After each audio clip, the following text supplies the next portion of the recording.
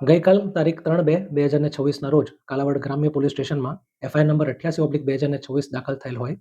જેમાં જે ફરિયાદી છે કુલદીપભાઈ ગોરધનભાઈ કોઠિયા અને તેની સાથે અન્ય સહાયક ખેડૂતો એમનો એવો આરોપ છે કે જે આ કામેના આરોપી છે તેમણે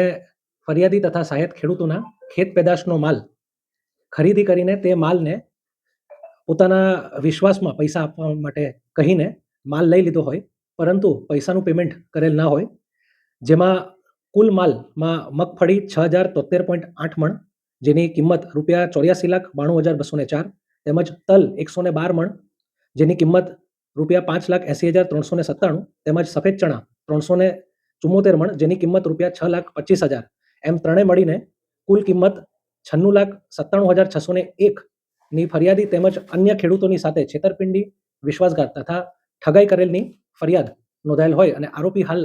ફરાર હોય તેને શોધવા માટે અત્રે તજવીજ આરંભ કરેલ છે.